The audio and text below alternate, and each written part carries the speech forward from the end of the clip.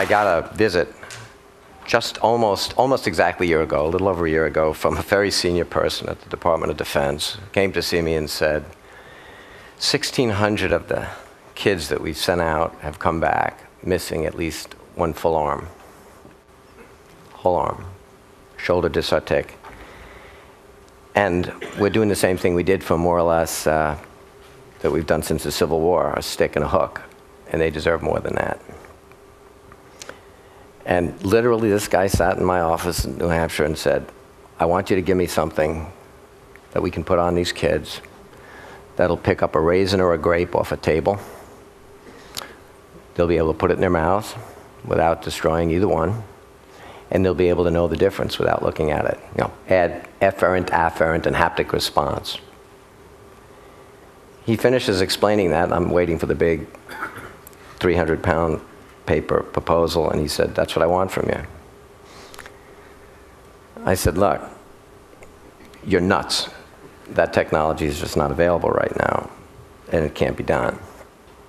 Not in an envelope of a human arm with 21 degrees of freedom from your shoulder to your fingertips.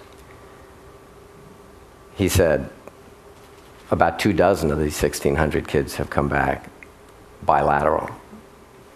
You think it's bad to lose one arm? That's an inconvenience compared to having both of them gone. I got a day job, and my nights and weekends are already filled up with things like, let's supply water to the world and power to the world and educate all the kids, which, Chris, I will not talk about. I don't need another mission. I keep thinking about these kids with no arms. He says to me, we've done some work around the country. We've got some pretty amazing neurology and other people. I said, I'll take a field trip. I'll go see what you got. Over the next month, I visited lots of places, some out here around the country, found the best of the best. I went down to Washington.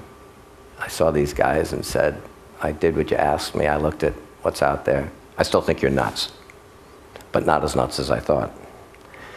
I put a team together a little over 13 months ago. It got up to 20 some odd people. We said, we're going to build a device that does what he wants. We have 14 out of the 21 degrees of freedom. You don't need the ones in the last two fingers. We put this thing together. A couple of weeks ago, we took it down to Walter Reed, which is unfortunately more in the news these days. We showed it to a bunch of guys. One guy who described himself as being lucky because he lost his left arm and he's a righty. He sat at a table with 7 or 8 of these other guys, said he was lucky because he had his good arm, and then he pushed himself back from the table. He had no legs. These kids have attitudes that you just can't believe. So I'm going to show you now without the skin on it, a 30-second piece, and then I'm done. But understand what you're looking at, we made small enough to fit on a 50th percentile female so that we could put it in any of these people. It's going to go inside something that we're using CAT scans and MRIs of whatever is their good arm to make a silicon rubber, then coated and painted in 3D, exact mirror image of their other limb. So you won't see all the really cool stuff that's in this series elastic set of 14 actuators, each one which has its own capability to sense temperature, pressure. It also has a pneumatic cuff that holds it on, so the more they put themselves under load, the more it attaches. They take the load off, and it becomes, again, compliant. I'm going to show you a guy doing a couple of simple things with this that we demonstrated in Washington. Can we look at this thing?